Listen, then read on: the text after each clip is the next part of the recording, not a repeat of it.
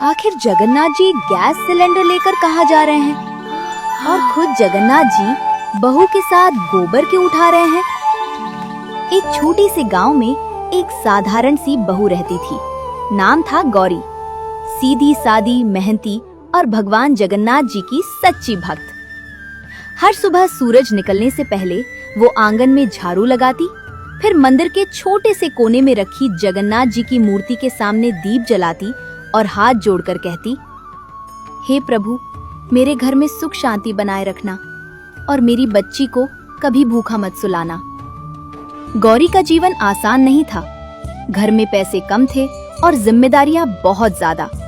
उसकी सास अक्सर उसे ताने देती, कहाँ से उठा लाए ऐसी गरीब लड़की, न दहेज न दौलत, बस काम करने के लिए एक और मुसीबत। गौरी सब कुछ चुपचाप सह लेती थी, क्योंकि उसे भरोसा था एक दिन उसके भगवान जरूर उसकी मदद करेंगे। लेकिन उसे बिल्कुल अंदाजा नहीं था कि वो दिन अब बहुत करीब आ चुका है और जल्द ही ऐसा समय आने वाला है जब खुद जगन्नाथ जी उसके साथ खड़े दिखाई देंगे।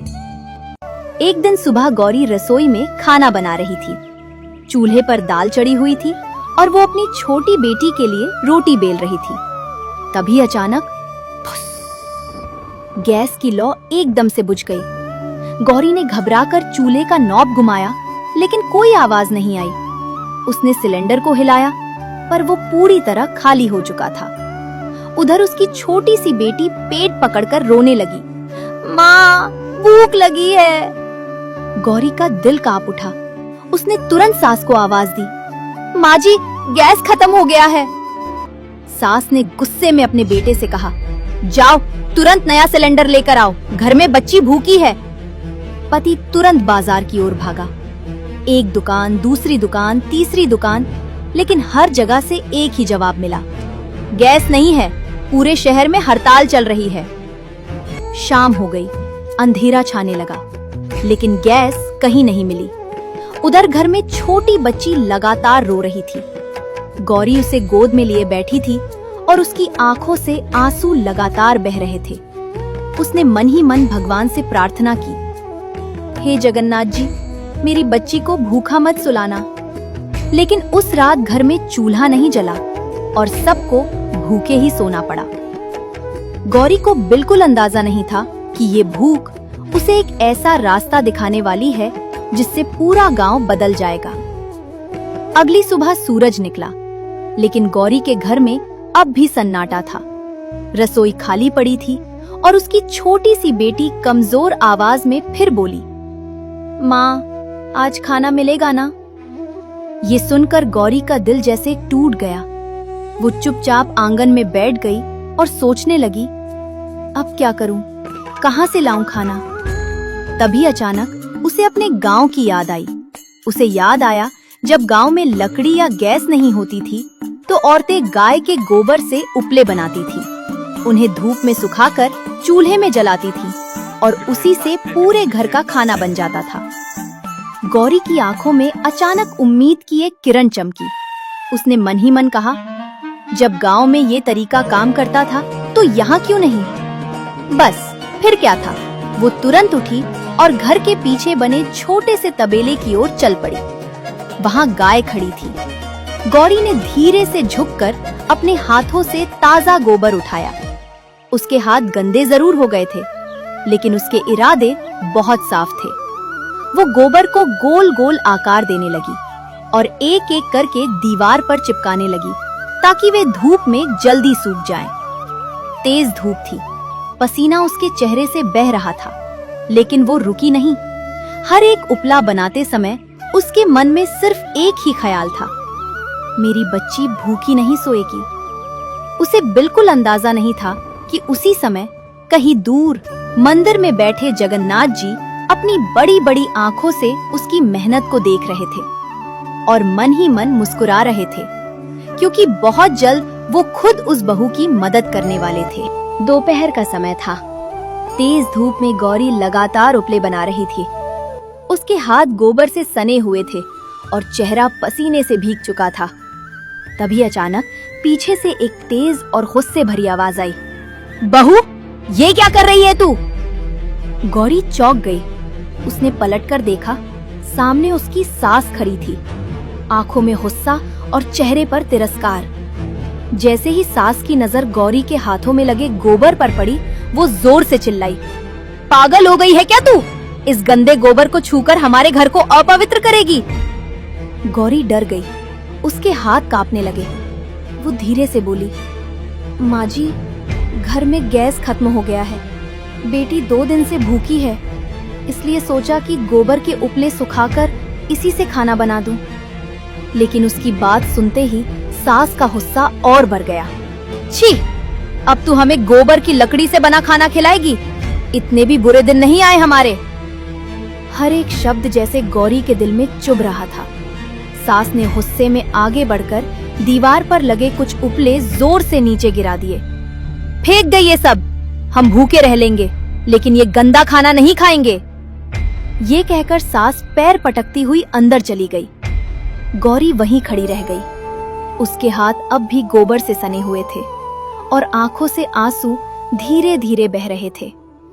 वो धीरे से जमीन पर बैठ गई और अपने हाथों को देखते हुए टूटे हुए मन से बोली, मैंने तो सिर्फ अपने घर के लिए सोचा था। उसे बिल्कुल अंदाजा नहीं था कि उसके इन आंसुओं को कोई और भी देख रहा है, क्योंकि उसी समय मंदिर में बैठे जगन्नाथ जी अपनी बड़ी बड़ी आंखों से उस बहू का दुख देख रहे थे और उनका हृदय करुणा से भर उठा था। शाम होने लगी थी, सूरज ढल रहा था, लेकिन गौरी के घर में अब भी चूल्हा नहीं जला था। उधर उसकी छोटी सी बेटी कोने में बैठी धीरे धीरे रो रही थी। माँ, बहुत भूख लगी है। उसकी कमजोर आवाज सुनकर गौरी का दिल कांप उठा। वो तुरंत दौड़कर उसके पास गई और अपनी बच्ची को गोद में उठा लिया। बेटी के चेहरे पर थकान थी, आंखों में आंसू थे और पेट भूख से अंदर धंस गया था। गौरी ने उसे सीने से लगा लिया, लेकिन उसके पास देने के लिए कुछ भी नहीं था। उसकी आंखों से आंसू लगातार गिर रहे थे। हे भगवान, मैं क्या करूं? कैसे अपनी बच्ची का पेट भरूं? कुछ देर तक वो चुपचाप बैठी रही, फिर धीरे धीरे उठी और आंगन के कोने में रखे खाली गैस सिलेंडर को देखने लगी। उसने भारी सिलेंडर को धीरे धीरे घसीटा और अपने पति के पास जाकर बोली, ए जी, कहीं से भी गैस भर लाइए ना, बेटी भूखी है। पति ने भी पूरी कोशिश की।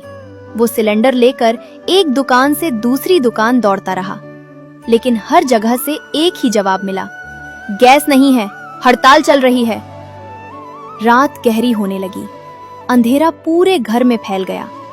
उधर गौरी अपनी बेटी को गोद में लिए बैठी थी और उसके आंसू रुकने का नाम नहीं ले रहे थे। आखिरकार टूटे हुए मन से गौरी ने आसमान की तरफ देखा और हाथ जोड़कर बोली, हे मेरे जगन्नाथ जी, आज तक मैंने किसी से कुछ नहीं मांगा, लेकिन आज मेरी बच्ची के लिए आपसे मदद मांग रही हूँ। कृपा कर दो प्रभु। उसे बिल्कुल पता नहीं था कि उसकी ये सच्ची पुकार सीधे भगवान के दिल तक पहुंच चुकी थी और अब एक बड़ा चमत्कार होने वाला था। उस रात पूरा गांव गहरी नींद में सो रहा था। चारों तरफ सन्नाटा था, सिर्फ हवा की हल्की आवाज सुनाई दे रही थी, लेकिन गौरी की आंखों में नींद नहीं थी। वो अपनी बेटी को सीने से लगाए चुपचाप आंसू बहा रही थी। तभी अचानक आंगन के बाहर किसी के पैरों की हल्की आहट सुनाई दी। ठक ठक, दरवाजे पर किसी ने धीरे से दस्तक दी। गौरी चौंक गई, इतनी रात को कौन आ सकता है? वो धीरे धीरे उठी और कांपते हाथों से दरवाजा खोला। जैसे ही दरवाजा खुला, सामने एक सांवला सा बहुत ही प्यारा बच्चा खड़ा था।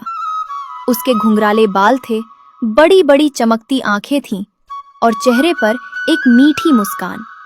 लेकिन उसके कपड़े धूल से सने हुए थे और हाथों में गोबर लगा हुआ था। गौरी ने हैरानी से पूछा, बेटा, तुम कौन हो? इतनी रात को यहाँ कैसे आए?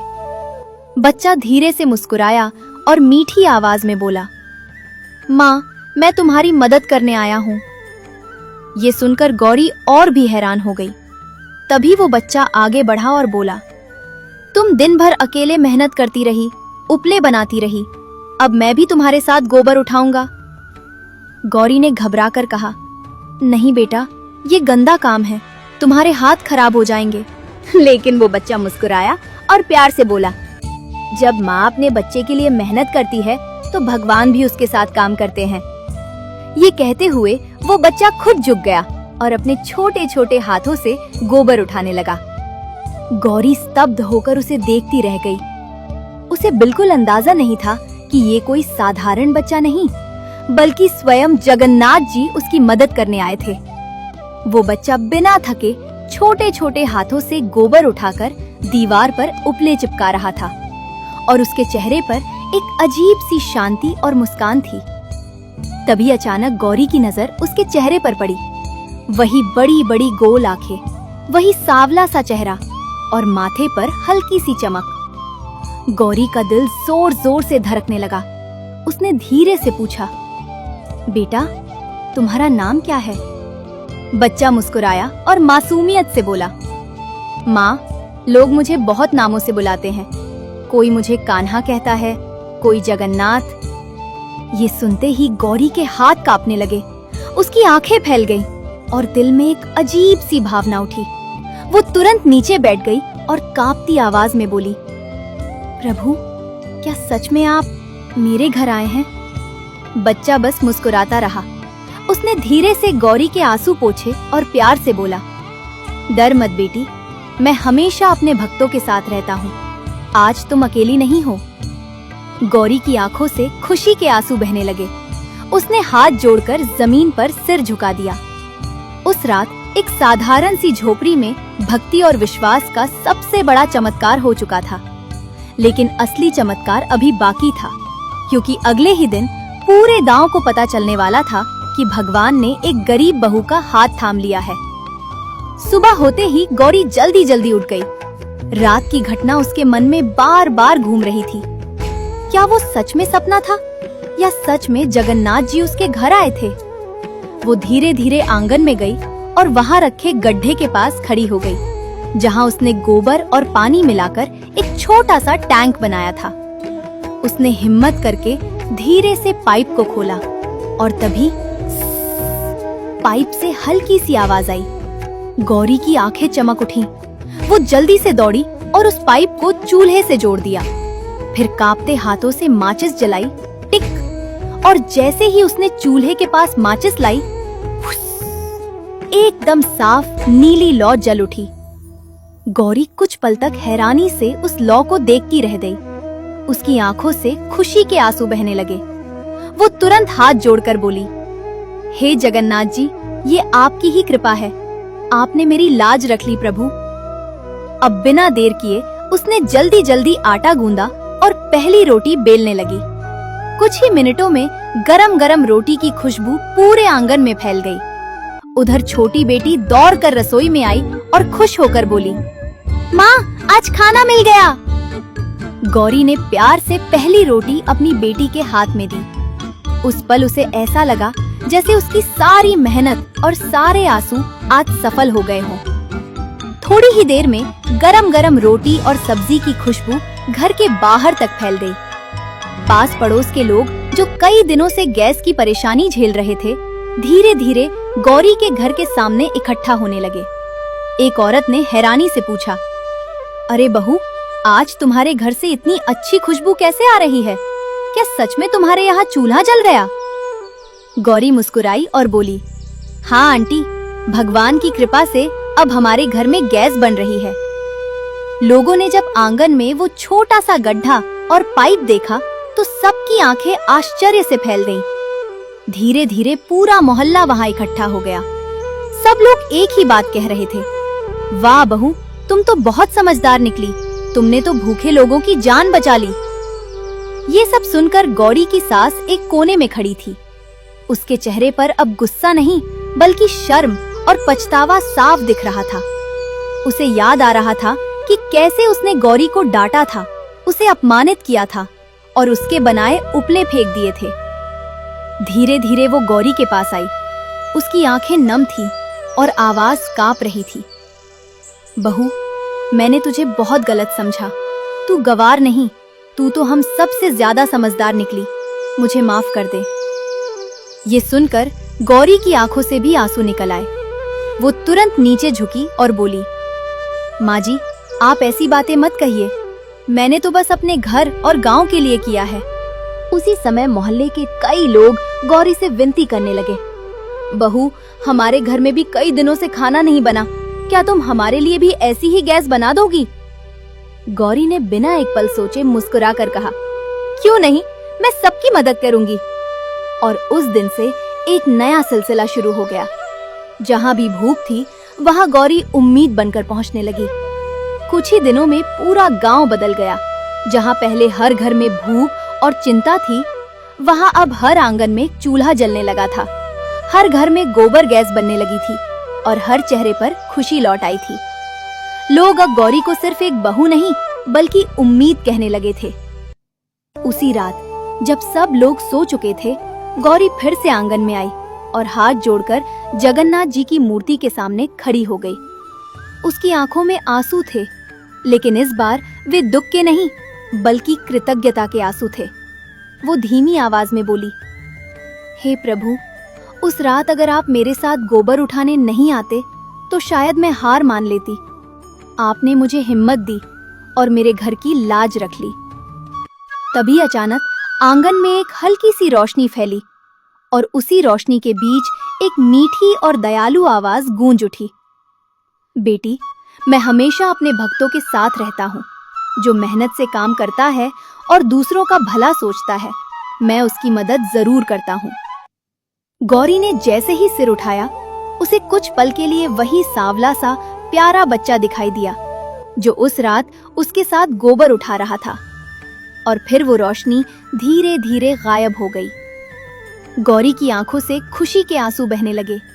उसने मन ही मन कहा, जय जगन्नाथ।